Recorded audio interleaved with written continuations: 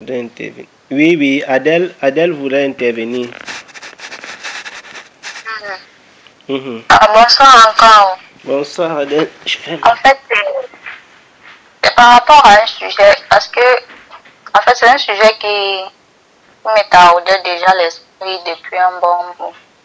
Bon, l'autre jour encore, quand j'écoutais les audios, parce que j'ai passé un temps sans participer à l'appel, quand j'écoutais les audios, j'ai vu, on a eu à parler des jumeaux. En fait, quand la sœur Jeanne parlait des jumelles qui voulaient les déranger et tout là. Bon, le sujet m'est revenu donc. Et nous savons que ici en Afrique, on a l'habitude de sacraliser les jumeaux en fait. Et c'est même pas que on le dit seulement, mais ils ont certains pouvoirs. Donc. Et moi, je sais déjà que ces pouvoirs-là, ça ne vient pas du Seigneur en fait. Ça ne vient pas du Seigneur. Oui. Donc, ma préoccupation donc est de savoir pourquoi est-ce que la plupart des jumeaux, quand ils naissent, ils ont ce pouvoir. Pourquoi est-ce que c'est uniquement à eux? Est-ce que c'est parce qu'on a eu à les sacraliser pendant des générations et des générations? Ou alors, je ne comprends pas. Donc, j'aimerais avoir plus d'informations parce que déjà, même mes neveux, ils réagissent un peu d'une façon. Donc, tu vois, tu sais qu'ils n'agissent pas comme les bébés un bébé doit agir, en fait. Donc, c'est un peu ça. Tu veux dire tes neveux, ceux qui viennent de naître?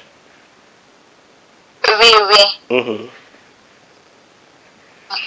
Ok. You have the floor. Est-ce que quelqu'un veut intervenir par rapport à ce que la sœur a dit?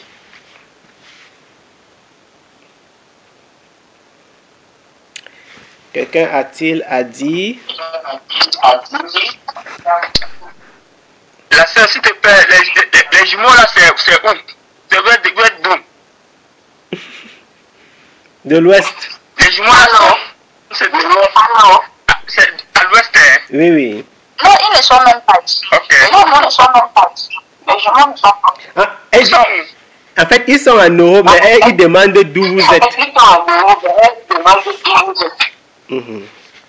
Je demande là où se trouvent les jumeaux, non? Si les jumeaux se trouvent en Europe ou bien ils sont ici au Cameroun? Oh. Adèle, ils sont ici, non? Avec les jumeaux. Oui, ils sont ici. Mais, ça veut dire que sûrement, parce que le frère, laisse-moi un peu t'expliquer.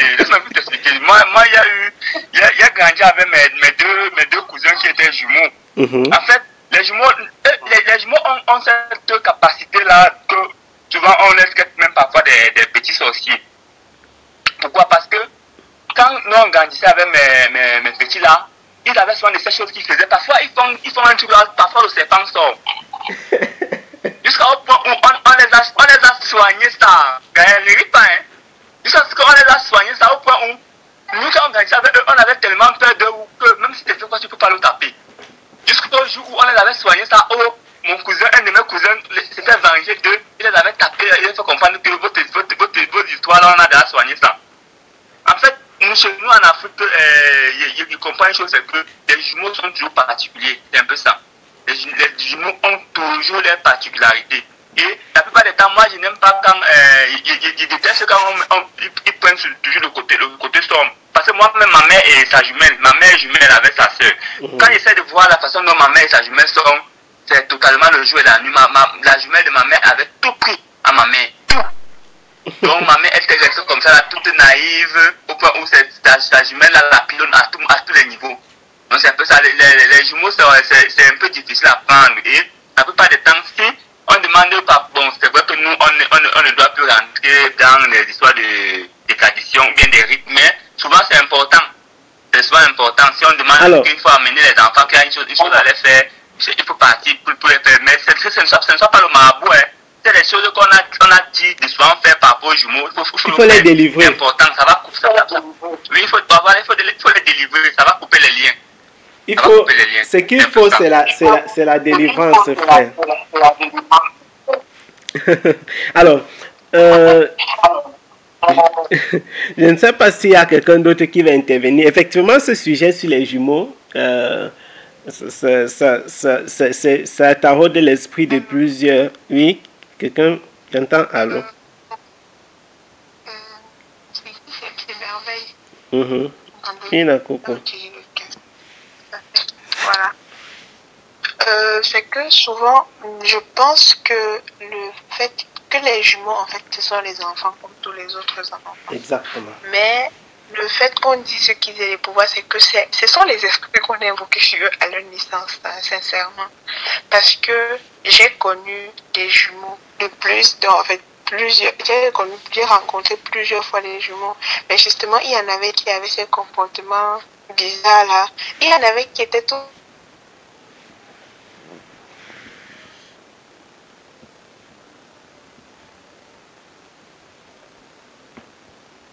La connexion de merveille dérange. La connexion n'est pas bonne. Merveille, nous n'avons pas suivi ce que tu as dit jusqu'ici. Allô? On n'a pas écouté. On n'a pas écouté ce que tu as dit jusqu'ici. Tu as dit qu'il y en avait qui étaient bien, qui étaient normaux. Oui, voilà. Oui, en fait, ce que je veux dire, c'est que j'ai connu des jumeaux qui étaient normaux, comme tous les autres enfants, non, comme moi, comme toi et moi, et tout le reste. C'est sûr que c'est normal. Il y en avait d'autres. Vous ne m'entendez pas? Oui, vas-y. Tu as dit que comme toi et moi, avant que j'ai demandé que tu es sûr que moi je suis normal. Oui, vas-y. Bon, non, mais peut-être c'est toi qui as un problème de connexion. Voilà. Mais c'est en train de dire que j'ai connu des jumeaux parce que j'ai été amie avec les jumeaux. Oui, et les jumeaux de catégorie, quand je dis catégorie différente, ça veut dire que jumeaux, quand on dit jumeaux sorciers et jumeaux pas sorciers, quoi. Ouais. Quand je fais un retour en arrière, je me rends compte que justement c'est en fait le crédit qu'on accorde à ces choses-là. C'est le fait qu'on s'est fixé que les jumeaux ont un certain pouvoir. Les cérémonies qu'on fait tout autour des jumeaux, les pensées, parce que imaginez si vous pouvez prier sans dire quelque chose. Imaginez, vous pouvez prier, vous ne parlez pas avec votre bouche. Juste le fait d'avoir pensé cela et le Seigneur exauce. De la même façon, lorsque nous pensons et que nous mijotons les pensées, les esprits en tiennent compte. Et c'est comme ça qu'on évoque les esprits sur les enfants. Ces esprits-là se saisissent d'eux et agissent justement au travers d'eux. Parce que si demain j'accouche les jumeaux et que quand mes enfants naissent, en fait, quand mes enfants sont dans mon ventre, j'ai passé le temps à prier avec eux. Quand ils sont nés, c'est la prière et tout le reste. On ne va pas observer. Ils seront comme des enfants normaux qui grandissent. Je veux dire, par exemple, ici, en Europe et tout, je veux dire, dans les endroits où on n'accorde pas ce crédit-là, à ces choses-là, ce comportement n'est pas observé chez ces enfants-là. Et je veux peut-être prendre un exemple pour les enfants qui naissent peut-être avec les pieds, ou alors moi qui suis par exemple née avec le cordon ombilical attaché au cou. Dans d'autres tribus, dans d'autres familles, si un enfant naît comme moi, je suis née là, il y aura tellement de rites qu'on va faire sur l'enfant là, tellement de rites qu'on va faire sur lui au point où maintenant, et ce sont ces choses-là, ce sont nos pensées. Ce sont des trucs qu'on a, nos pensées, les cérémonies que nous faisons autour de ces trucs-là. C'est ça qui attire les esprits sur les enfants là. Sinon, moi, les jumeaux, ce sont ces deux enfants qui sont nés au même moment. C'est tout simplement ça. C'est pas qu'il y a ils sont sorciers ou alors ils ont les pouvoirs particuliers. Les pouvoirs particuliers, c'est nous qui leur en donnons, en fait. Par nos paroles et nos pensées. Je crois que c'est la messe est dite. Et maintenant, les gens, il y a beaucoup de choses qui sont... Effectivement, ce qui est dit, ce ne sont pas les histoires. Hein. Ce n'est pas le montage. Ce n'est pas les fake news. Ce n'est pas les fake news. Non. C'est vrai. Quand je dis les histoires racontées ne sont pas fausses. J'en ai connu moi-même quelques-unes, les enfants qui font disparaître le savon, les enfants qui font voler le sac. J'ai connu, je vais dire personnellement, l'histoire avec un certain petit neveu à Yaoundé qui en fait, on a volé les documents de quelqu'un. C'était vraiment du genre, tu vois, tu vis comment la chose se passe. Donc ce sont des choses qui sont vécues, qui sont réelles. Mais en fait, pourquoi c'est comme ça? Et pourquoi c'est en Afrique qu'on le retrouve beaucoup plus ainsi? Je veux aussi invoquer une autre chose. Il n'y a pas que les jumeaux qui sont des enfants sorciers. Il y a des enfants qui naissent seuls. On dit que les enfants qui descendent après les jumeaux ont aussi d'autres pouvoirs, etc. Il y a même des enfants qui naissent seuls, qui ne sont même pas d'une famille de jumeaux, qui ne sont même pas, ils ne suivent pas les jumeaux, ils ne sont pas jumeaux, mais qui sont même encore graves.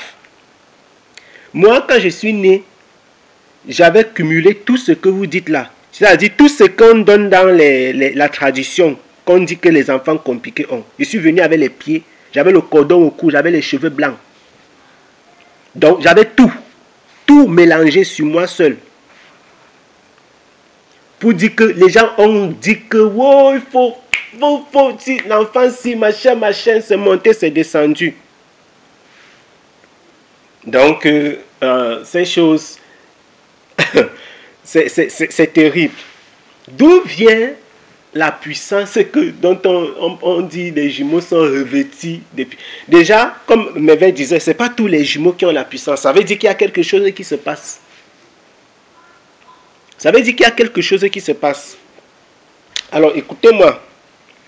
En réalité, quand une femme est enceinte,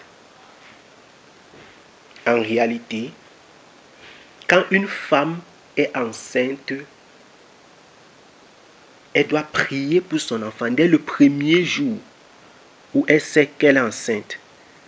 Elle doit prier pour son enfant.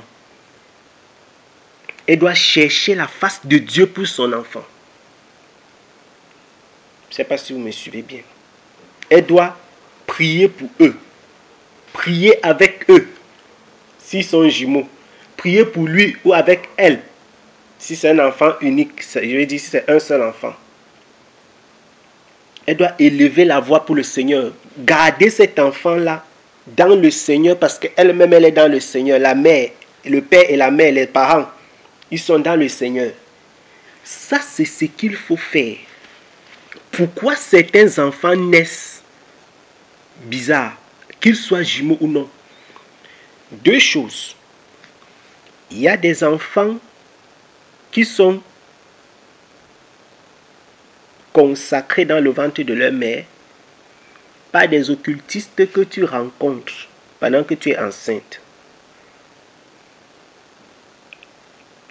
Il y a des enfants qui sont consacrés de cette façon-ci à la maternité par les mauvaises infirmières. Il y a des femmes qui sont dans les infirmeries et qui ont pour objectif de faire ces choses.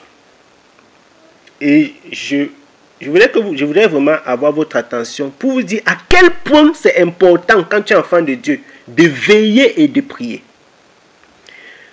Il y a maintenant des enfants qui sont consacrés à la maison quand les gens viennent voir les bébés.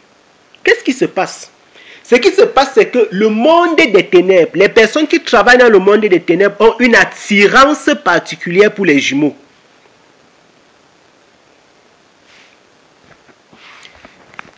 Les personnes qui travaillent dans le monde des ténèbres ont une attirance particulière pour les jumeaux. C'est pourquoi, quand une femme est enceinte des jumeaux, ils voient, sans échographie, les gars voient, beaucoup d'entre eux, donc, quand une femme est enceinte des jumeaux, quelqu'un qui travaille dans le monde des ténèbres, là, pendant que tu fais tes va-et-vient au quartier, pendant que tu fais tes va-et-vient dans les voyages, ceci et cela, le gars a déjà vu, mon ami, il est venu, il a mis sa main. Ce n'est pas parce que les enfants là naissent avec une puissance seulement, non. Ces enfants subissent, ils font l'objet d'une consécration depuis le ventre maternel. D'autres encore à la naissance. Dès que tel oncle ou bien telle grand-mère va entendre que tu as couché les jumeaux, elle va venir chez toi. Elle va dire que non, ceci et cela. Parfois même à la maternité, je dis ce qui se passe dans les maternités. Si on vous ouvre les yeux dessus, vous allez fuir. C'est pourquoi la prière n'est pas à prendre à la légère. La vigilance à la maternité n'est pas à prendre à la légère. Si des gens changent les enfants des gens, c'est-à-dire que quand accouche son enfant, on change et tout ça. Des choses terribles s'y passent. Pas forcément dans toutes les maternités, mais il y a une nécessité de prier. Donc, ce ne sont pas les jumeaux ne portent pas la sorcellerie par essence. Ils n'ont pas une sorcellerie innée. Il n'y a pas la sorcellerie innée des jumeaux. Ce qui se passe, c'est que si un enfant naît et qu'il a été consacré, il va manifester ces puissances du monde des ténèbres, qu'il soit jumeau ou non. Sauf que ce que nous observons en Afrique, c'est que nous avons des esprits que certaines personnes, étant consacrées, étant initiées, utilisent et qui affectionnent particulièrement les jumeaux. Tu vois donc une femme qui a ses jumeaux, et si elle n'a pas été exposée à ce type de personnes, à ce type d'environnement, ses jumeaux seront simples. Mais si tu es une femme qui a été exposée à ces hommes, à ces gens, tes enfants vont naître avec ça. On va dire que non, tous les jumeaux. Non, ce n'est pas tous les jumeaux. La preuve, c'est qu'il y a des enfants qui naissent seuls, qui ont aussi ça. On a consacré ton enfant. Il naît, il est ainsi. Qu'il soit jumeau ou non. Quand c'est l'enquin, comme on dit, les petits des jumeaux. Parce que quand les gens naissent avec les jumeaux, ils ont même, après les jumeaux plutôt, ils ont même un nom particulier et tout ça.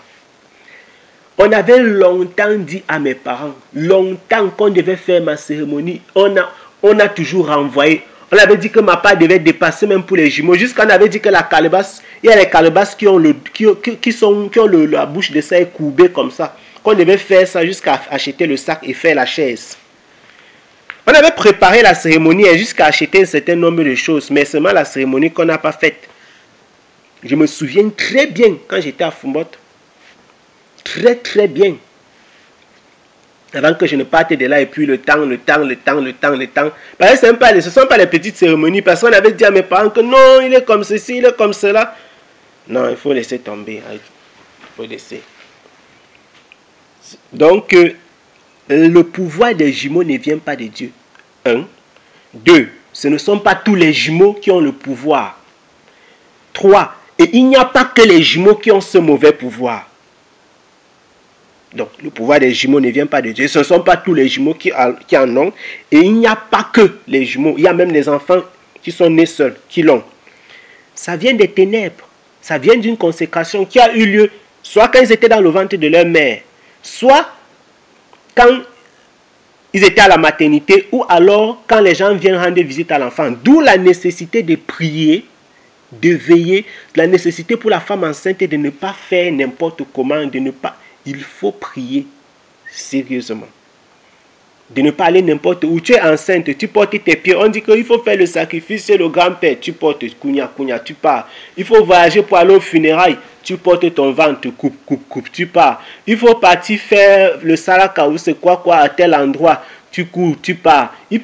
Après on dit que tes enfants ont la puissance. Quelle puissance? Si ces enfants, vous avez des enfants qui se comportent d'une façon, on prie pour eux. C'est la délivrance dont il leur faut. C'est la délivrance qu'il leur faut. La délivrance, ça va résoudre le problème. Oui. Ça va résoudre le problème. Pas besoin de dire qu'on va partir faire les cérémonies. Ces cérémonies-là, peut-être ça va empêcher qu'ils continuent à se manifester leurs choses-là physiquement devant vous. Mais ça prend une autre tournure. Ils vont utiliser ça ailleurs. Ces cérémonies ne servent à rien. Ça ne sert à rien. C'est un peu comme les délivrances qui ont lieu qui ont lieu avec la puissance des ténèbres. Je suis là. Peut-être quelqu'un a le mal gastrique. Si on lui enlève le mal gastrique pour lui donner le cancer, naturellement il n'aura plus de douleur. Mais le cancer lui ne fait pas mal. Vous voyez la différence un peu? Si on t'enlève quelque chose qui était visible de façon externe, de façon extérieur, quelque chose que les gens ne voyaient pas. On t'enlève ça, on te donne maintenant ce que tu ne vas plus voir. Il y a des enfants qui vivent avec leurs parents, qui tuent les gens, qui ont déjà tué une bonne quantité de personnes. Les parents ne savent pas. C'était mieux qu'ils fassent disparaître le savon à la maison, les petits et tout ça. Voilà. Bon, quand je dis c'était mieux, c'est pour dire que sur la base des conséquences, de l'impact, parce qu'il y a des petits sorciers qui voyagent tous les jours, toutes les nuits. Les parents n'ont jamais su. Donc c'est pour dire que si on ouvre les yeux des parents sur les conséquences spirituelles de ces cérémonies qui disaient que non, on a annulé la sorcellerie, on a annulé le pouvoir là. Ils allaient fuir, ils n'allaient plus amener les enfants dans ce genre de choses. En réalité, ce qu'il faut, c'est de couper ces liens, de couper ces chaînes de façon définitive. Et la seule façon de résoudre un problème spirituel de façon définitive, c'est le nom de Jésus-Christ. C'est ce que la Bible nous montre. Puisque même depuis, avant que Jésus n'arrive, on cherchait à résoudre les problèmes spirituels. Tout ce que les hommes ont fait dans l'ancienne alliance, dans la loi, l'objectif c'était quoi? De résoudre le problème. Tout ce qu'on a fait là, l'apôtre Paul nous enseigne maintenant dans le livre d'Hébreux que c'était passager et ça n'a pas résolu le problème. Jusqu'à ce que le sacrifice parfait soit fait. La Bible déclare maintenant qu'il a reçu le nom au-dessus de tout nom. Et c'est par ce nom-là qu'on a la délivrance, la restauration, etc., etc., etc.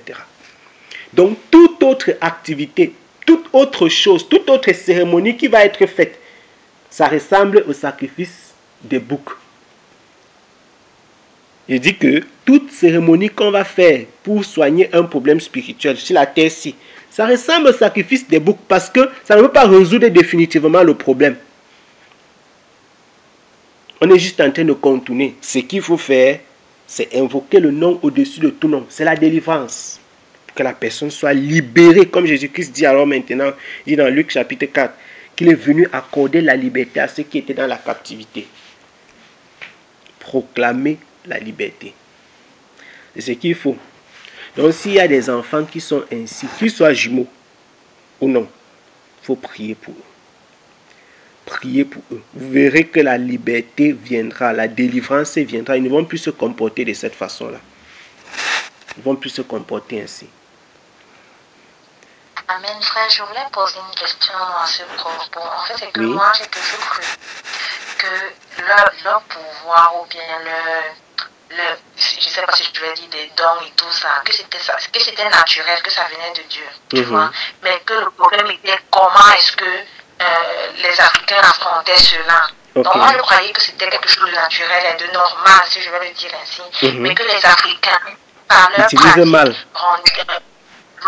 leur pratique, ouvraient la voie au monde occultisme, transformant ces dons-là ou bien ces pouvoirs-là en des choses mauvaises. Par exemple, on peut voir certains jumeaux, certains, ils sont souvent très braves. Des jumeaux, bien il y a des personnes qui sont très braves, vraiment une intelligence hors pair. Et que si tu veux rentrer dans l'histoire, tu vas te rendre compte qu'à la naissance, on avait vu telle chose, ou bien tu vois des petites choses comme ça, non? Je vais prendre un exemple très palpable qui est au milieu de nous, hein? Toi! Tu as commencé, il te voyait venir. et donc, tu vois, un singulier, c'est-à-dire un enfant seul qui n'est même pas jumeau, qui a des petites manifestations, qui a démontré des petites manifestations à la naissance et tout, c'est quelque chose de naturel, c'est en lui. Aujourd'hui, qui vient de Dieu, dans ton cas, qui vient de Dieu, mais les parents, ou bien même, parfois c'est ça les parents, les crânes, mais du moins la conception africaine, ces choses-là. Oui, Olive. Voilà. Si j'ai posé ma question, mais bon, c'est ce que je voulais dire, quoi. C'est une très bonne remarque. En fait, ce que tu dis, ça vient en réalité compléter ce que nous étions en train de dire. En fait, nous avons abordé l'aspect négatif. Je vais dire l'origine des pouvoirs négatifs que les jumeaux ont. Ce qu'il faut en réalité savoir, il y a des gens qui sont génies. Même si, je vais dire quoi, il y a des gens qui sont, que ce soit intelligents, que ce soit, qui ont certains dons, certains talents, certaines caractéristiques particulières. Même s'ils ne sont pas nés à la naissance, on n'a rien observé de spécial. Mais effectivement, il y a aussi des gens qui sont nés et que Dieu a mis un signe sur eux. Il y en a. Ils sont nombreux, ils existent. Des personnes vraiment qui sont nées, c'est même pas que ça vient de l'ennemi. Ils sont vraiment nés avec un signe. Et ce n'est pas seulement aujourd'hui. Depuis même dans la Bible, il y a des personnes qui sont nées avec un signe que le Seigneur a fait, que le Seigneur a mis, et qui permet de rendre ces personnes-là spéciales. Maintenant, quoi qu'on fasse, c'est-à-dire, même si on essaie de retourner ce que le Seigneur a mis dans leur vie, pour utiliser, je vais appeler ça comment, pour utiliser ça dans le mauvais sens, il y a un jour, le Seigneur va déclarer la fin de cette affaire et mettre ça à son service. Effectivement, parmi ceux qui naissent de cette façon-ci, il y a un petit nombre. Tu sais que dans le monde, de la même façon que nous sommes des milliards sur la terre, il y a un petit nombre qui est sauvé. Parmi tous ceux qui naissent avec les pouvoirs, parce que tout ce que Satan fait, c'est que Dieu a déjà aussi fait ça. Gardons ceci à l'esprit. Tout ce que Satan fait, c'est que Dieu l'a déjà fait. Tout ce que Satan fait, Dieu l'a déjà fait. Donc, quand ces enfants naissent généralement avec leur pouvoir, si ça vient de Dieu, parce que effectivement, quand je dis pouvoir, c'est dans le sens commun. Il y a des enfants qui naissent, ils ont vraiment quelque chose de particulier que Dieu leur a donné. Comme tu as dit, ça peut être un talent. À ce moment-là, c'est un talent parce que ce n'est pas un don spirituel. Parce que la différence entre les dons spirituels et les talents, c'est que, je vais m'appeler ça comment? Ou alors un don non spirituel. Le don spirituel vient du Saint-Esprit qui est descendu sur une personne. Maintenant, ce que tu as de façon naturelle, comme dans le livre d'Exode, Dieu a mis à part Betsalel, etc. et tous ceux qui devaient faire l'œuvre du temple. La Bible déclare que Dieu a fait venir sur eux son esprit. L'esprit là leur a donné une sagesse, une intelligence pour fabriquer, pour utiliser les mains. Voilà. Donc, je veux dire quoi? Dieu peut également à certaines personnes, certains enfants, depuis leur naissance, Dieu leur a accordé la grâce de pouvoir faire certaines choses particulières. Donc, ils sont au-dessus du lot. Pourquoi? Parce que Dieu vise un objectif dans l'avenir de ces personnes-ci. Il veut faire quelque chose avec eux. Et même les sorciers le savent. Je veux dire que les sorciers qui sont... C'est vrai qu'il n'y a pas de sorciers sérieux. Mais les sorciers, quand de temps en temps, ils glissent un peu dans la sincérité, ils vont dire aux parents. Et mes parents, si tu rencontres ma mère, elle va te dire que je suis à partir à tel et tel et tel endroit. Voici ce qu'on m'a dit. Les sorciers là savent que celui-ci, il a quelque chose. Souvent, il arrive que certains sorciers, ils cherchent à récupérer même ça. Il arrive que certains cherchent même à éteindre. Je ne peux pas revenir sur tout ce qu'on a déjà dit à ma mère. D'abord que je ne peux pas me rappeler de tout. Mais il y a tellement de choses qui... Et puis quand j'ai discuté de ça avec elle. Donc, c'est pour dire que quoi? Effectivement, parce que Satan sait, ceux qui sont dans le monde des ténèbres et qui sont vraiment assis dedans, ils savent ceux qui sont de l'autre côté.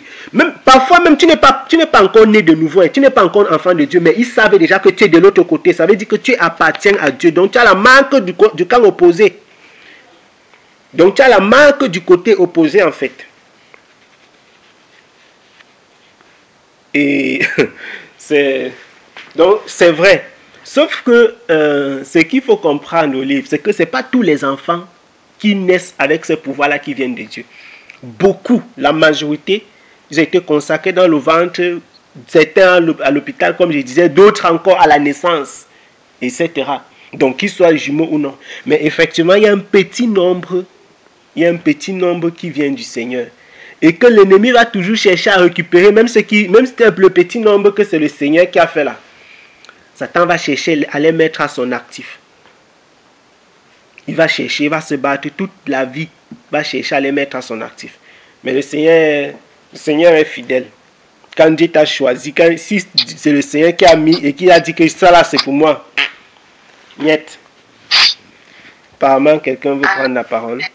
C'est toujours moi, Ombre. Oui, en fait, oui. c'est que je veux pour poser une petite situation. En fait, c'est que, justement, tu dis, le conseil, c'est que nous chrétiens, dès qu'on apprend que nous sommes enceintes, déjà même que ça doit être notre train quotidien, c'est une partie intégrante de notre caractère, non? Prier Oui. et encore prier. Pour quel que soit le sujet dont nous faisons face, non, auquel nous faisons face. Et donc, je dis, supposons, tu as une sœur, tu vois, elle est enceinte, tu ne connais pas Dieu. Oui. Et qu'on sait que le malin, c'est-à-dire que quand tu ne connais même pas encore Dieu, tu es à sa guise, non. Mais toi, l'enfant de Dieu, qui prie et qui veut aussi du bien pour ta famille et pour la progéniture de ta famille, bien évidemment. Je me demande si, c'est vrai que la question, je l'ai, non, mais en fait, c'est comme si je l'ai, mais je ne la comprends pas. En fait, je veux dire, la question, c'est que, je veux dire, la réponse, je l'ai. La question, c'est que, est-ce qu'en priant pour c'est-à-dire, tu pries, tu remets cette grossesse-là, de cette proche-là, oui, entre les mains du Seigneur. Tu soumets même la vie de cet enfant-là entre les mains du Seigneur. Est-ce que ça peut empêcher vraiment le malin de faire ce qu'il a envie de faire? La réponse, c'est que le Seigneur, il est souverain, non? Il est capable mon téléphone. Bon, tu peux continuer. Voilà, justement, je disais qu'est-ce que si on prie pour remettre entre les mains la grossesse tout entière, la vie même de cette personne-là, la vie de l'enfant, sachant que ce sont aussi des moments vulnérables, non, où l'ennemi utilise pour s'infiltrer dans toute une famille comme ça. Et je disais qu'est-ce que si on prie, étant donné que les personnes ne sont pas chrétiennes, est-ce que la manifestation sera identique que quand les personnes impliquées par les situations sont chrétiennes? Alors, peut-être que oui, il y a déjà la réponse, mais c'est comme si je ne comprends pas. En fait, comme tu as dit, il y a déjà la réponse. Voilà. Ce qui est valable pour toutes les situations de la vie est valable aussi pour ce cas-ci. Ça veut dire que si je prends par exemple, quand quelqu'un est malade, si un membre de ta famille est malade et qu'il est païen, tu peux prier pour lui en étant chrétien, non? Le Seigneur peut le guérir sans pour autant qu'il devienne chrétien après ça. Amen. Donc, ce qui est valable pour les autres situations de la vie est aussi valable pour celle-ci. C'est-à-dire, quand tu pries pour quelqu'un, Dieu, dans sa souveraineté, peut décider de se manifester dans la situation pour laquelle tu as élevé la voix. Et donc, Dieu est capable de le faire, effectivement. Même si ce n'est pas ton enfant à toi. C'est la même chose qui se passe dans la délivrance, dans les prières pour les malades, pour tous les autres sujets de prière. Donc, tu peux effectivement prier aussi pour quelqu'un d'autre qui a un enfant, ou alors qui est enceinte. Et le Seigneur, dans sa souveraineté, dans sa grâce, etc., va se manifester. Le Seigneur va se manifester. Et donc, je disais, pour les enfants, une chose qui voilà, m'est venue aussi à l'esprit, et que je voulais dire, par exemple, vous voyez les enfants, l'une des choses qui caractérise ces enfants, qu'on dit qu'ils ont les super pouvoirs. Vous verrez que sur je vais dire, quand je dis l'une des choses, c'est la caractéristique principale. C'est que on vous citera beaucoup de mauvaises choses qu'ils ont fait. Vrai ou faux? Je vais dire, sur 100 choses qui se passent, ou alors, parce que nous parlons par centaines, on donne les pourcentages. Dans 90%, on va dire qu'ils ont fait une mauvaise chose. Nous sommes d'accord, non? Je ne sais pas si... à moins que vous ayez connu qui ne faisait que des bonnes choses. Oui. Là, j'amène un sujet, en fait. Oui, oui. En fait, moi, je n'ai même jamais vu que ces gars-là même ont fait quelque chose de bon. C'est eux qui tantôt, ils faisaient cuire le riz d'un côté. C'est eux qui tantôt, à cause de bâton au feu, ça ne cuit pas une fatigue. Je n'ai jamais vu qu'ils ont fait quelque chose de bon. Voilà. Je ne sais même pas qu'ils ont même fait de bon. Il y a Merveille, tu voulais dire quelque chose apparemment. Elle répondait juste à la question que j'ai posée. Je voulais seulement dire que ce que tu disais était vrai. Exactement. En fait, ce que je veux dire, c'est qu'on part quelque part. Maintenant, si ça venait de Dieu,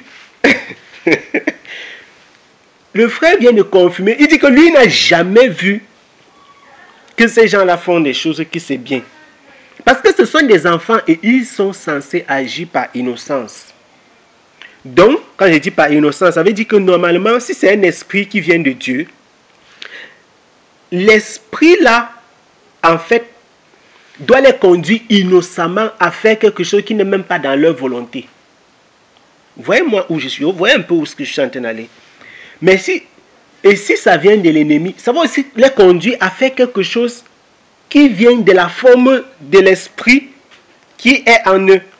Qu'est-ce que je veux par là dire? Moi, par exemple, qui vous parle, si vous parlez avec mes parents, vous n'aurez même pas un seul exemple, je dis bien un seul, d'une mauvaise chose que j'ai faite. Je vous assure, je dis même pas un seul exemple. Comme a dit que j'ai fait, quelqu'un a fait, quelqu'un est tombé ou bien. Mais vous aurez plein d'exemples, des cas de personnes que j'ai dit des choses qui les concernaient. Étant petit, je ne parle pas de l'âge où j'étais conscient. Le frère Amadou.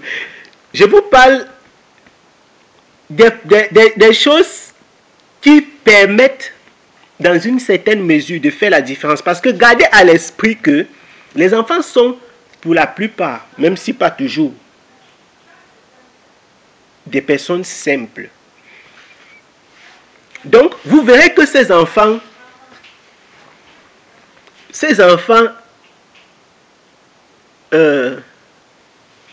dans 10 choses qu'ils font, 9 sont mauvaises, 8 sont mauvaises. S'il arrive même qu'il fasse quelque chose qui est bien avec son pouvoir là, c'est bien pour lui. Donc c'est individuellement bien pour lui, pour sa propre personne. Ce n'est pas que c'est bien pour l'ensemble ou bien... Non, parce que l'ennemi ne fait pas quelque chose de bien. C'est un peu comme si un marabout faisait quelque chose qui est bien pour lui, avec son esprit d'été. Même ce que Satan vous fait croire que c'est bon, derrière il y a le mal. Il y a un mal qui est caché. Et ce n'est pas le cas avec le Seigneur. Ne contrariez pas le frère Amadou, hein. Ta réaction était bonne. Donc, je vais dire quoi? Que effectivement, ceci permet même de faire la différence. Il y a des personnes qui naissent vraiment. Le Seigneur leur a donné une grâce particulière. C'est vraiment le Seigneur. D'autres naissent, et c'est la plus grande majorité, avec, tu m'as dit, il a fait disparaître ceci, il a fait voler cela, il a fait. Tu vois un enfant. Moi, quand je suis né, on a dit que j'étais un enfant de plusieurs mondes. Et que je disais des choses étranges et tout et tout. Je parlais des gens, je faisais ceci, je faisais cela. On a cherché à enlever ça. Hein. On a cherché, si vous me rencontrez, vous allez voir les traits. Peut-être quand on fait les photos, peut-être aujourd'hui ça va se voir un peu moins. Mais les traits, ma grand-mère, à l'insu de mes parents, elle est partie pour essayer d'enlever même cette histoire. Parce qu'on disait que je parlais la nuit, je faisais ceci, je faisais cela, des choses de ce genre. Si c'est que vous ne pouvez pas enlever, c'est que vous ne pouvez pas enlever. Je vous disais dernièrement qu'on ne peut pas délivrer quelqu'un du Saint-Esprit. Le Saint-Esprit ne peut pas venir sur toi, quelqu'un te délivre du Saint-Esprit. Donc il enlève le Saint-Esprit de toi. Après ça, quand ils ont fait ça, ça n'a pas changé. Quand j'étais petit, mon comportement était incroyable. Et je dis, je n'ai jamais fait quelque chose de mal à quelqu'un avec ça. Mais j'étais capable de te dire que toi, tu vois la femme là, elle va mourir.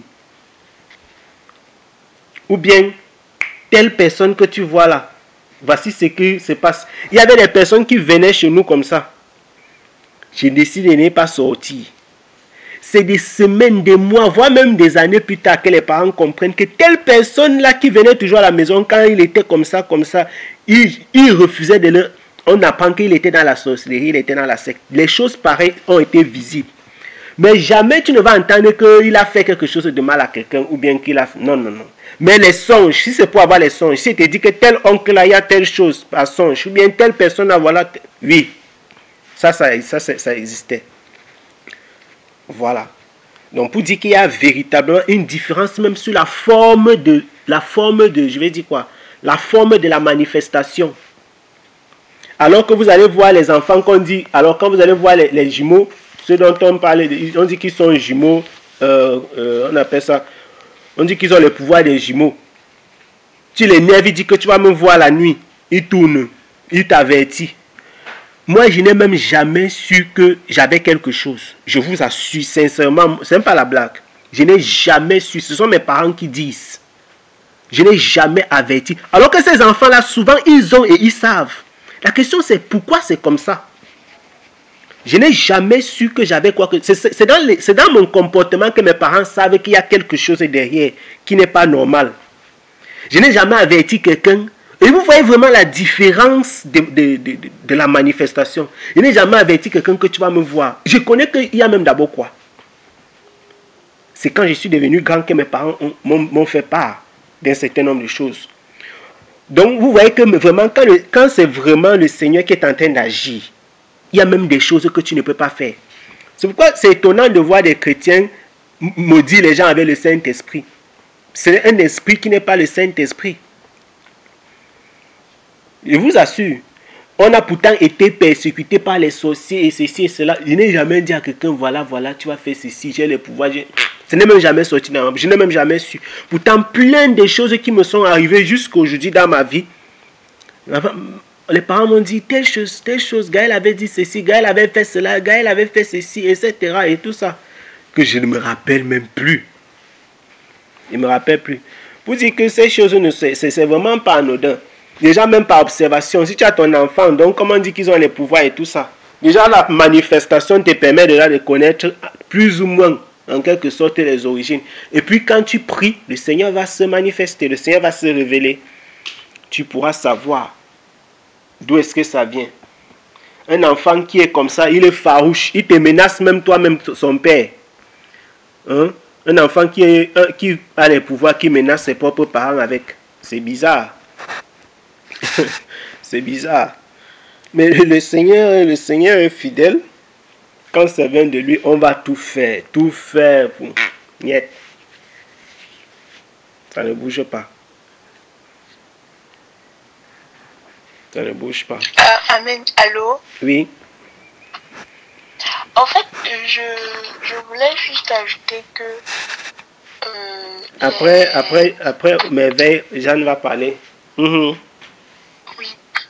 En fait, ces choses-là, c'est juste que je repensais à certains événements et je me rends vraiment compte que dans la plupart du temps, les pouvoirs, là, c'est vraiment les paroles, c'est vraiment les pensées qu'on y attache. Parce que comme je disais au départ, moi je suis née avec le cordon ombilical attaché sur mon cou, hein, et on a dû me réanimer. Mais quand maman raconte cette histoire, elle dit que c'était ma couronne comme ça. On met la couronne que sur le cou, je ne sais pas. Mais... Ma mère avait dit que papa c'était ma couronne comme ça, là, que j'étais une reine du Seigneur. C'était ce qu'elle avait dit quand moi je suis née par rapport à ça. Et donc le débat par rapport... Oh, parce que j'ai connu les enfants qui sont nés comme ça. Et après qu'on avait fait les cérémonies, on a dit que ça... Tu vois qu'on a utilisé le chemin contraire. Exactement. Voilà. Exactement. Et je me rappelle, quand j'étais alors à Goma, parce que quand on parle de superstition comme ça, mais à l'Est, rien n'est normal. Donc, tout a une explication spirituelle. Je ne comprenais pas l'histoire là. Tout a une explication mystique. Mystique, voilà, merci. Mystique. Non, en fait, parce que j'ai fait mon primaire, quand on suit les classes, c'est qu'on prend une promotion, on va toujours vous envoyer dans les mêmes classes, envoyer au groupe. Et c'est vrai qu'il y avait 2 cours moyens 1, 2 cours moyens 2, mais les gens avec qui je suis partie du cours élémentaire 1, parce que j'avais fait le cours préparatoire spécial, avec qui je suis partie du cours élémentaire, c'est plus ou moins avec eux que j'ai fini mon primaire. Donc ceux qui n'ont pas repris, on a fait le primaire. Et comme j'étais toujours parmi, si ce n'est pas que j'étais première de la classe, j'étais parmi les 3 premiers. Quand on arrive alors au cours moyen 2, ou c'est au cours moyen 1, j'ai camarade commence à dire que non, de tu fais comment pour être toujours première, comme ça ta sagesse vient d'où? Dis-nous. C'est que sorcellerie. l'enfant avait chié sur toi, la l'oiseau a fait comme ça, je dis que... Donc, il te demande des expressions, tu restes comme ça, tu te commences à te poser la question que, ben, il y a vraiment le pouvoir de l'intelligence de quelqu'un. Jusqu'à finalement, j'étais obligée de leur raconter une bête histoire. Moi, je croyais que j'avais dit que j'avais porté la fille chier sur moi et après, un jour, l'oiseau aussi chier sur ma tête. C'est de là que mon C'est de là que votre intelligence est venue. Oh, il n'en était rien du tout. Il n'en était rien du tout. C'est donc, ils pensaient qu'ils avaient d'habitude que non, quelqu'un ne peut pas, quelqu'un de normal ne peut pas être intelligent comme ça et tout le reste. Donc, je me dis vraiment, comme le vrai disait, l'importance qu'on touche à certaines choses et puis les paroles qu'on prononce. Parce que je crois qu'on m'avait dit que j'étais une petite sorcière, c'est que j'étais magicienne quand j'étais au primaire. Oui. Mes camarades de la primaire m'avaient dit ça. Bon, un truc comme ça, attacher la magie et tout, parce que mon intelligence n'était pas simple. Surtout qu'en classe, je n'aimais pas parler. Donc, aller au tableau, je n'aimais pas. T'as pas se manifester seulement sur la feuille.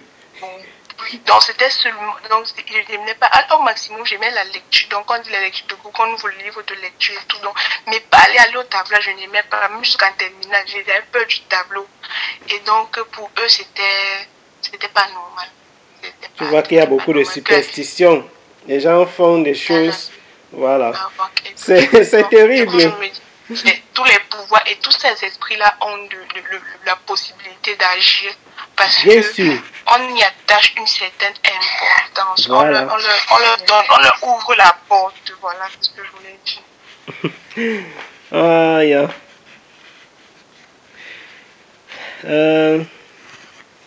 Il y a Jeanne qui voulait intervenir. Alors. Je pensais partager un sujet de prière, mais je vois que le temps... Ok, si on va d'abord terminer ce sujet-ci, nous terminons et puis on va prendre les sujets, on va prier. Dans tous les cas, nous sommes à la fin de cette discussion concernant les jumeaux. Et je crois qu'on a plus ou moins répondu à la préoccupation d'Adèle. Et aux autres, oui, tu voulais intervenir par rapport à ça. Est-ce que je vous commence à parler depuis là? Mais j'ai cru que tu as dit que tu avais un sujet de prière et que ça ne concernait pas ce sujet. C'est pourquoi je voulais conclure pour que tu parles. Je n'avais pas ce que je voulais dire, pardon. Ok. Ce que je voulais juste exhorter encore les bien-aimés par rapport à l'attitude vraiment à adopter pendant, comme on a dit encore, pendant la grossesse, à l'accouchement et même les visites et autres à domicile. Je voulais en parler en vous faisant le témoignage de la femme d'un collègue avec qui nous sommes ici. Donc, elle a accouché, ça fait 2 mois déjà. Ça fait 2 mois déjà qu'elle a accouché. Donc, le jour que je vais, quand il m'appelle pour me dire sa femme a accouché, bon, j'ai tout fait pour arriver le même jour. Mais elle avait accouché la veille. Donc, je suis arrivée le jour qu'il m'a informé le lendemain, je suis arrivée. Et j'ai discuté avec sa femme. Elle était vraiment traumatisée. Et elle me dit que vraiment, son mari a demandé qu'elle ne raconte plus cette histoire, mais son cœur n'est pas calme. Et donc, elle m'a raconté l'histoire. Quand elle accouche, vous savez, quand tu finis, d'abord même pendant le travail d'accouchement, les infirmiers étaient vraiment, genre, on la néglige. Elle était vraiment dans son coin. Là. Elle a dit que non, l'enfant est déjà là, Et les infirmiers ne se sont pas intéressés. C'est quand une passe et voit l'enfant, il y a pratiquement là. Elle dit que, eh, donc tu as raison, elle a fait vraiment là. C'est là où elle court, elle commence à mettre les gants et autres pour venir la faire accoucher et tout ça.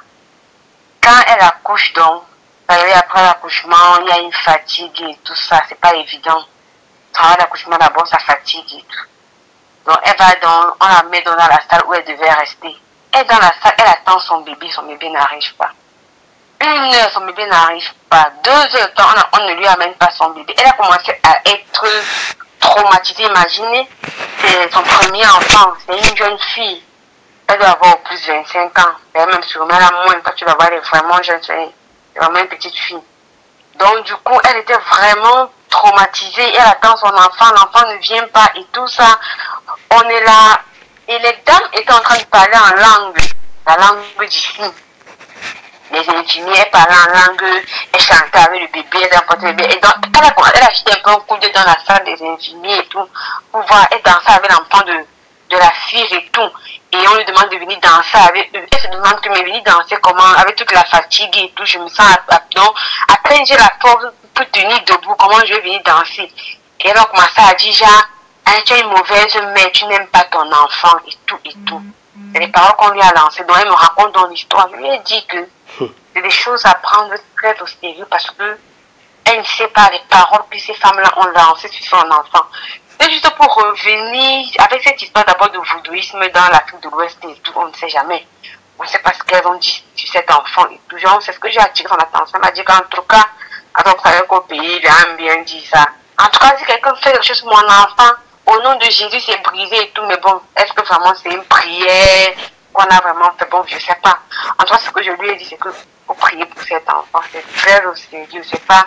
Elle était vraiment traumatisée. En racontant, même elle avait la chair de poule, elle me dit quand mon corps, que quand j'imagine ça, c'est une scène qui est encore gravée dans mon esprit. Ça m'a vraiment traumatisée, ça m'a scandalisée. Donc, imaginez après avoir accouché, puis tu passes tout ce temps, l'enfant, on n'arrive pas et tout. Et on commence pas à danser. Après, on commence à danser les paroles. Tu es une mauvaise mère, tu n'aimes pas ton enfant, des choses pareilles. Donc, tout à l'heure, quand on parlait de ça, je me rappelais encore de cette scène-là qui est arrivée à la fille en question. Je me rappelle comment, ça fait quelques jours, elle m'a écrit pour me dire qu'elle ne fait que maigrir, elle ne comprend rien. Donc, c'est maintenant que je commence pas à penser. Honnêtement, c'est maintenant quand on discutait là, c'est maintenant que je commence à penser que, mais, elle m'a écrit, elle me dit, elle ne comprend rien, elle ne fait que maigrir, elle ne sait pas ce qui lui arrive et tout ça. Donc, j'ai voulu partager avec vous. Ok. Le monde avec ces choses bizarres, ces choses incroyables. Donc, nous voyons effectivement que, en fonction de l'endroit où nous pouvons être, il peut se retrouver, il peut y avoir des choses propres à l'environnement, à la société, etc.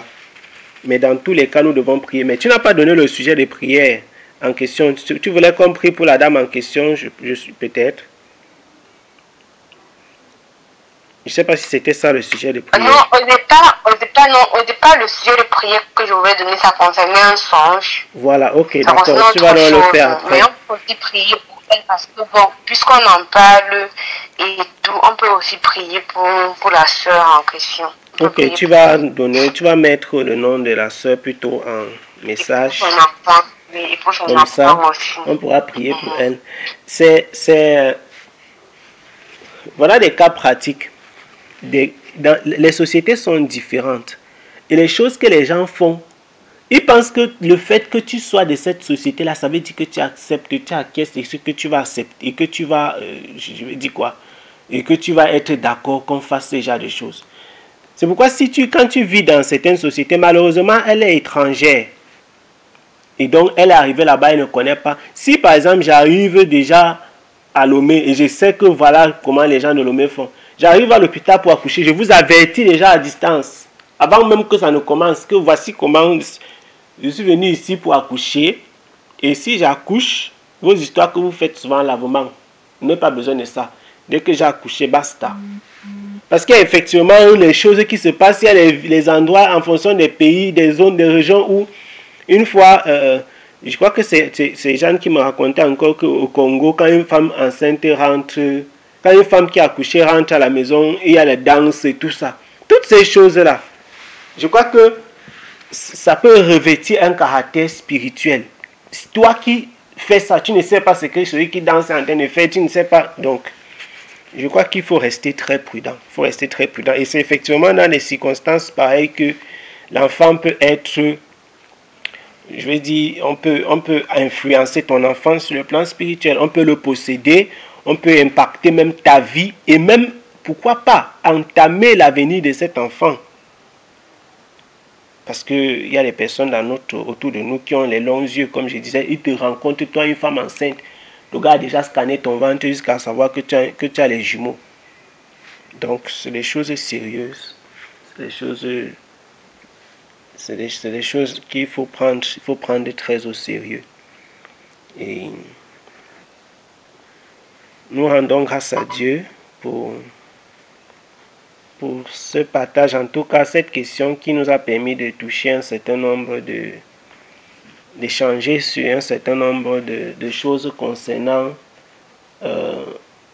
les enfants, les jumeaux, la grossesse, etc. Et je crois que ça nous interpelle à plus de vigilance, plus de sagesse. Et nous retombons dans le même texte de Matthieu, au chapitre 10, où le Seigneur dit que je vous envoie. Il nous envoie dans le monde au milieu des loups. Et que nous devons être prudents comme des serpents. Et nous devons être simples comme des colombes. On retombe à ce texte, à ce verset. Il nous envoie. Nous devons être prudents comme des serpents. Nous sommes au milieu des loups. Et nous devons être simples comme des colombes. Il faut prier. Il faut prier. La grossesse n'empêche pas de prier, que ce soit pour la femme enceinte ou bien pour le père, le futur père, et tout, c'est important. Et nous prenons l'exemple sur Rebecca, qui a reçu la révélation. Rebecca, ce n'est pas son mari qui est prophète qui a reçu la révélation concernant ses enfants. La Bible déclare que les enfants de Rebecca qui étaient dans le ventre, elle sentait que mais les enfants, si quelque chose ne se passe là-bas dedans. La Bible déclare que Rebecca a invoqué le Seigneur. Vous voyez un peu ça. Et Dieu lui a révélé à Rebecca. Dieu lui a révélé que les enfants qui sont dans ton ventre là, c'est deux peuples. Si Rebecca, pendant qu'elle était dans cette situation, pendant que ses enfants se comportaient ainsi, elle ne partait pas devant le Seigneur avec. Elle prenait ça à la légère. Parce qu'il y a des gens qui disent, ah bon, les enfants, on dit, tu accouches les jumeaux. Le simple fait que tu as accouché les jumeaux, tu vas voir tes enfants afficher certains comportements. Et puis tu prends ça à la légère en te disant, bon, bref, tous les enfants jumeaux sont comme ça. Non. Ne dis pas que tous les enfants jumeaux sont ainsi. Il faut aller devant le Seigneur, il faut prier. Ne dis pas que les enfants qui naissent après les jumeaux sont ainsi. Il faut aller devant le Seigneur, il faut prier. Donc il ne faut pas généraliser, il ne faut pas prendre les choses à la légère. La Bible, l'apôtre Paul nous donne le conseil dans 1 Thessaloniciens chapitre 5 que nous devons prier sans cesse. Pour toutes les situations, pour toutes les circonstances que nous vivons, il faut prier. Il faut prier. Il faut prier. Il faut prier. C'est très important. C'est très important. Très important.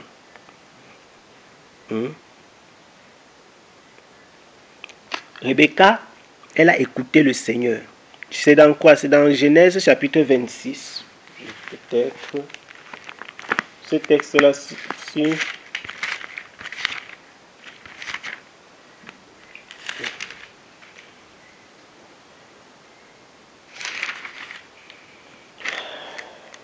Genèse. Je vais lire le texte en question. Plaise au Seigneur que je le retrouve rapidement.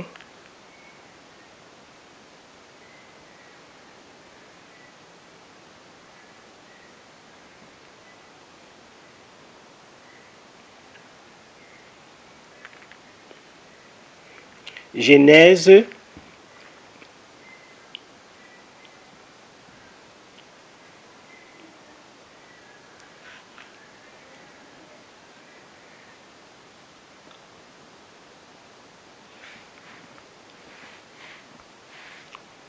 Genèse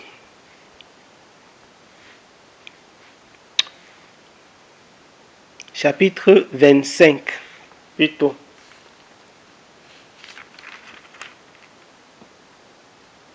Genèse chapitre 25 et non 26. Voilà, je crois que là, nous y sommes.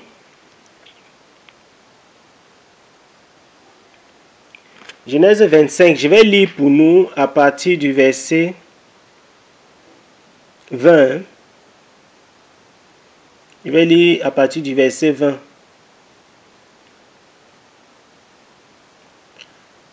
Jusqu'au verset 26. Genèse chapitre 25 de 20 à 26. Il est écrit ceci. Alors,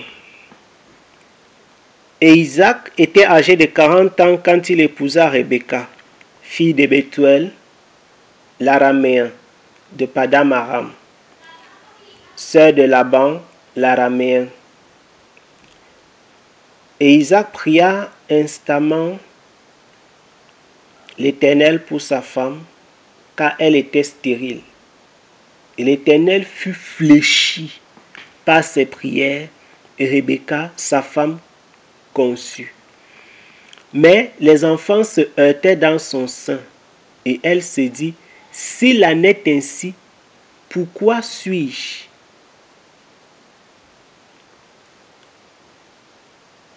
Et elle alla consulter l'Éternel. Soulignez, et elle alla consulter l'Éternel. Elle alla consulter l'Éternel. Rebecca n'est pas partie voir le marabout du quartier ou bien le gynéco. Parce qu'il y a les gens qui croient en la toute-puissance de la science. Voilà. Elle est allée consulter l'Éternel. Et l'Éternel lui dit, donc Dieu lui a dit, Dieu lui a révélé à Rebecca pourquoi les enfants étaient dans son ventre. Puisqu'elle dit, mais pourquoi c'est comme ça? 2 nations sont dans ton ventre et 2 peuples se sépareront au sortir de tes entrailles. Se sépareront. Un de ces peuples sera plus fort que l'autre et le plus grand servira le plus petit. Et le temps où elle devait accoucher arriva et voici, il y avait 2 jumeaux dans son ventre. Celui qui sortit le premier était roux, tout velu comme un manteau de poil, et il l'appelait Ésaü, c'est-à-dire velu. Et après cela sortit son frère, et sa main tenait le talon d'Ésaü, et on l'appela Jacob, c'est-à-dire supplanteur. Et Isaac était âgé de 60 ans quand il naquit. Donc, pour ne plus traîner et pour terminer, la Bible nous montre que cet homme a vécu avec son épouse pendant 20 ans et que finalement elle a accouché. Elle a accouché pendant qu'elle était enceinte. Elle avait des problèmes parce qu'elle sentait comment son ventre était agité. Elle se demandait, mais pourquoi c'est comme ça? Elle est donc partie consulter Dieu. Et Dieu lui a parlé. Donc si quand une femme est enceinte, elle doit partir dans la présence du Seigneur. Elle doit prier le Seigneur pour toutes les situations qu'elle traverse pendant sa grossesse. Même s'il faut rencontrer le gynéco, n'empêche que tu as le Seigneur qui est le Seigneur des Seigneurs. Il y a des questions que le gynéco ne peut pas répondre. Il peut peut-être te faire l'écho, il peut peut-être... Ça, c'est pour te rassurer sur le plan psychologique. Mais la réalité des choses, c'est que Dieu est celui qui règne et qui est capable de te donner la réponse claire, précise et nette. Et quand elle a donc prié, eux déjà, ils n'avaient pas de gynéco, ils avaient le Seigneur. Le Seigneur lui a répondu qu'il y a 2 nations. Donc, nous devons nous tourner vers le Seigneur. Quand il y a des questions sans réponse concernant les enfants et concernant d'ailleurs les autres aspects de la vie, il ne faut pas se retourner vers les marabouts. Il faut se retourner vers le Seigneur. Et la réponse que Dieu lui a donnée a été précise. La preuve, c'est que ce que le Seigneur a dit à cette femme-ci dans son intimité avec elle, c'est ça qu'on va observer plus tard dans la vie de ses enfants. Donc c'était une femme de prière. C'était une femme de prière. Et c'est pour nous encourager les sœurs aussi qui nous écoutent. La grossesse peut être un puissant moment pour chercher la face du Seigneur. Et Dieu est capable de vous révéler même l'avenir de vos enfants. C'est formidable. Dieu est capable de te révéler même l'avenir de tes enfants pendant qu'ils ne sont pas encore nés. De te révéler comment ils vont être, etc. C'est merveilleux. C'est merveilleux. Il ne faut pas attendre toujours que ce soit le mari. Parfois, quand on a épousé un chrétien, son mari était un prophète. Hein? Son épouse, c'était un prophète. Elle n'est pas partie dire que Isaac, vraiment, comme tu te rappelles, comme tu avais prié pour que je sois enceinte là, pardon, prie encore. Vous savez qu'il y a des femmes que leur vie spirituelle, c'est trop accroché sur le mari. C'est trop accroché, on dit que non, c'est toi, tu es l'homme de Dieu. La Bible ne dit pas qu'elle a demandé à Isaac. La Bible ne dit pas qu'elle a envoyé à Isaac faire. Non. La parole de Dieu déclare qu'elle est partie consulter le Seigneur. Sans entremise. Sans... Voilà. À plus forte raison, à leur époque, vous savez à quel point c'était quand même important d'avoir un serviteur de Dieu à tes côtés. Parce qu'eux, ils vivaient la foi qu'on peut toucher, visible. Et donc, c'était rassurant de rencontrer l'homme de Dieu. À plus forte raison, aujourd'hui, nous sommes dans le domaine de l'invisible. Ceux qui adorent le Seigneur l'adorent en esprit et en vérité. Donc, nous devons être encouragés à aller vers le Seigneur par nous-mêmes. Donc, ce qu'elle a fait, c'était vraiment un exploit. Je ne veux pas la dire que quoi. C'était un exploit à son époque. D'être une femme qui cherche la face du Seigneur par elle-même. Un peu comme Anne. C'était un exploit. Parce que beaucoup de personnes partaient voir l'homme de Dieu. Elle a cherché par elle-même. Elle a cherché le Seigneur. Vous voyez un peu. Et c'est ce que j'encourage. C'est ce qu'il faut faire. C'est ce qu'il faut faire. Le Seigneur est puissant. Et il est capable de révéler merveilleusement. Il est capable de se révéler merveilleusement. Donc nous rendons grâce au Seigneur pour ce partage. Nous bénissons son nom.